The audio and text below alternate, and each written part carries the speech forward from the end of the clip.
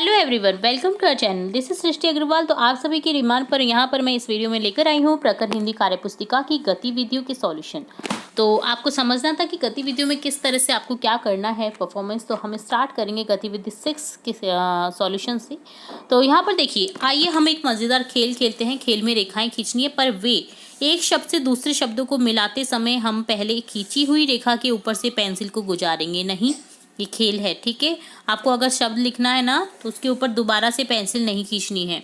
आप स्वयं भी इस खेल को खेल सकते हैं, साथियों के साथ भी खेल सकते हैं, अर्थात शिक्षक के निर्देशन में भी खेल सकते हैं। खेलना हम किसी भी शब्द से शुरू कर सकते हैं। खेलना कुछ इस तरह से शुरू कर सकते हैं, जैसे लड़की एक वचन है, इसे बहुवचन से मिलाइए, अथवा बीकानेर शब्द एक संज्ञा है, उसे दूसरी संज्ञा से शब्द से मिलाइए। जितने पर आप स्वयं को 10 में से 10 नंबर देंगे, या तो आपको नंबर देने हैं। देखिए, जैसे मैं, गाना, एक, सूरज, पढ़ना, लड़की, सुमन, सुंदर, उजाला, बीकानेर। तो यहाँ पर देखिए जो लड़की है, जैसे तो लड़की को लड़कियों से मिलाना है, इसकी बहुवचन से मिलाना है। तो आपको देखिए इस तरह से मिलाना है कि जो अगला शब्द हम मिलाएंगे ना तो वो उसके ऊपर से ना गुजरे, ठीक है। तो इस तरह से आपको मिलाना है। तो ये होगी गतिविधि, आपको समझ में आ चुका होगा। जैसे बीकानेर एक संज्ञा है, तो संज्ञा नाम यहाँ पर जैसे सुमन है, सुमन को इससे मिला देंगे बीकानेर से। इसी तरह से देखिए सुंदर एक विशेषता है, ठीक है। इसी तरह से पतला भी विशेषता है, तो इस तरह से इन दोनों को मिला देंगे। मैं एक सर्वनाम है, हम भी एक सर्वनाम है, तो यहाँ पर मैं को हम से मिला देंगे।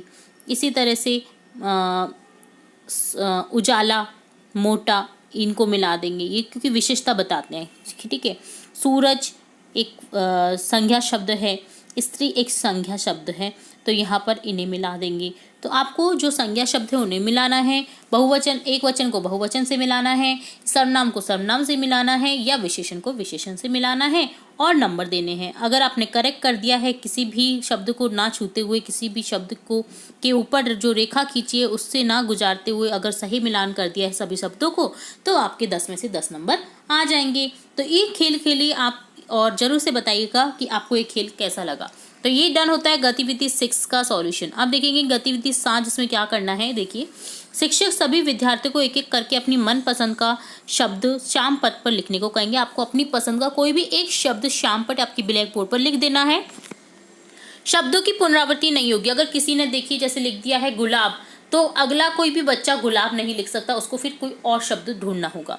सभी द्वारा एक एक शब्द बता देने के पश्चात विद्यार्थियों को 4 समूह में बैठाएंगे, 4 समूह बन जाएंगे, ठीक है। प्रत्येक समूह से इन शब्दों का प्रयोग करते हुए कोई एक घटना, कहानी, निबंध या प्रसंग का निर्माण करने को कहेंगे। जैसे गुलाब लिख दिया है, तो गुलाब के बारे में आपको बताना है कि गुलाब एक फूल है, गुलाब महकता फूल है जो जिसकी खुशबू बहुत ही अच्छी लगती है। गुलाब का पौधा डेकोरेशन के लिए यूज़ में लिया जाता है। गुलाब के फूल से बुके बनाया जाता है। तो जो भी उसके बारे में जो भी प्रसंग है वो आप वहाँ पर लिख सकते हैं। विद्यार्थियों को लिखने की शुरुआत कराने के लिए आरंभ से 1-2 शब्द वाक्य स्वयं शिक्षक भी बता सकते हैं।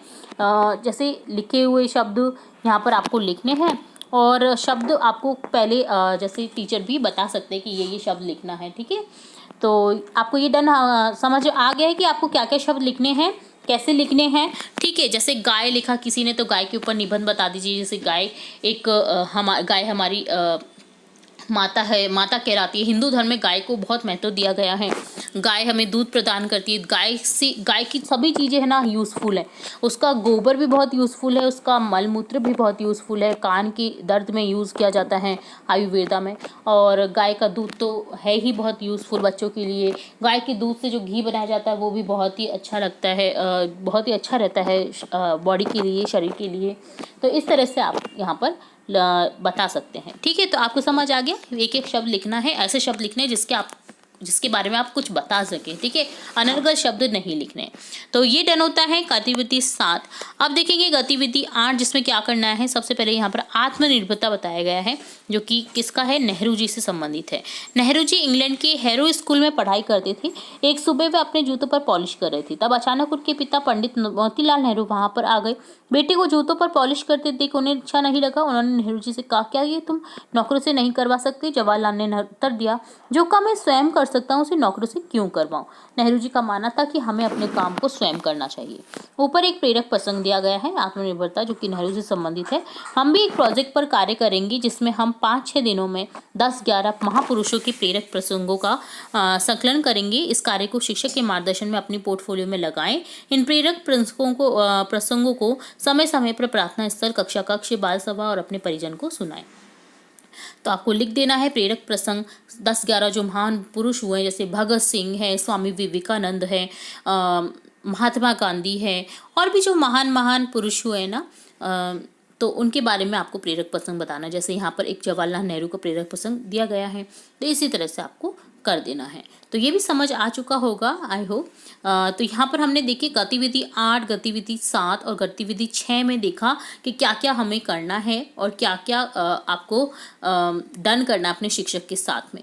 ठीक है, तो उम्मीद है आपको सभी गतिविधियों को अच्छे से समझने की जो मैंने कोशिश की है वो आपको अच्छे से समझ आ गया होगा।